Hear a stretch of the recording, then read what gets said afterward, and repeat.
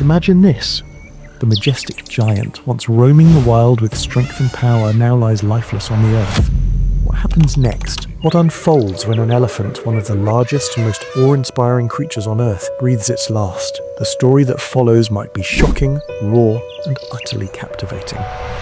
The death of an elephant marks the end of a magnificent journey, but it is not the end of its story. In fact, it's only the beginning of another remarkable chapter 1 that will see an entire ecosystem react to its passing. This young bull, between 25 and 30 years old, has fallen victim to a violent encounter, a confrontation with a larger bull in the throes of must. This is the time when male elephants, driven by heightened testosterone, become unpredictable, often engaging in brutal battles for dominance and mating rights. The injury, a deep and grievous wound, tells the story of that struggle. As the body of the fallen elephant lies still, its companions arrive. The scene is filled with silent reverence as the other elephants gather around, inspecting the carcass. In the wild, this is not just a moment of loss, it's a moment of understanding. Elephants are deeply social creatures, and they too seem to mourn the death of one of their own. Yet, even in this moment of grief, nature's cycle moves forward. But where others see death, nature sees opportunity. The hyenas, scavengers by nature, are quick to arrive. They waste no time in tearing into the elephant's massive body, popping its stomach,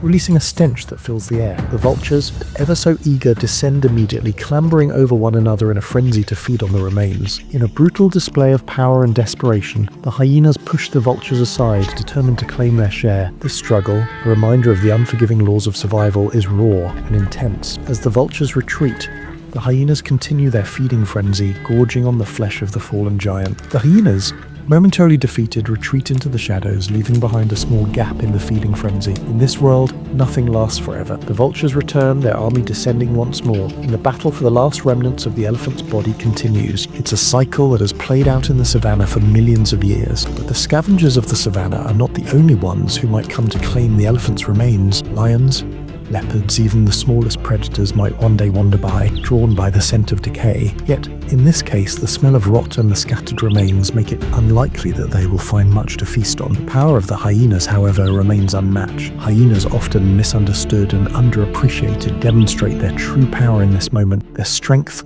coordination, and ferocity make them the true rulers of the carcass. In this kingdom of death, the hyenas reign supreme.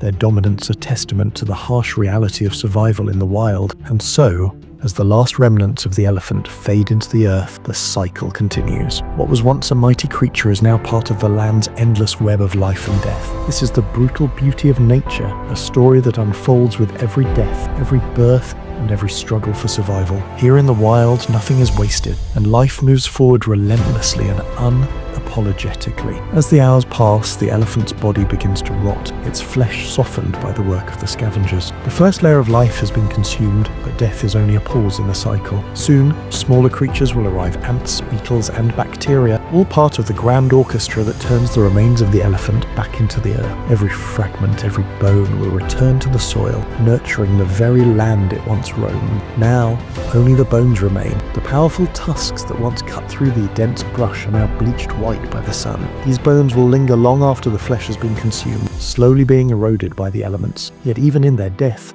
these bones will serve a purpose. They provide shelter for creatures like lizards and snakes, and in time, they'll be ground into dust, enriching the soil for future generations of life. The elephant's life, and now its death, has created ripples that stretch far beyond this single moment. The vultures, the hyenas, the small creatures beneath the earth, all of them play a part in a system that is older than time itself. The death of one, no matter how grand or small, is an opportunity for others to thrive. It's not just a story of survival, but one of transformation. Here in the wild, life is both fleeting and eternal, and even in death, there is rebirth. And so, the wild moves on. The death of one giant gives way to a new generation of life. The savannah, always changing, forever in motion, remains as it has always been, a place where every moment, every life, and every death leaves its mark.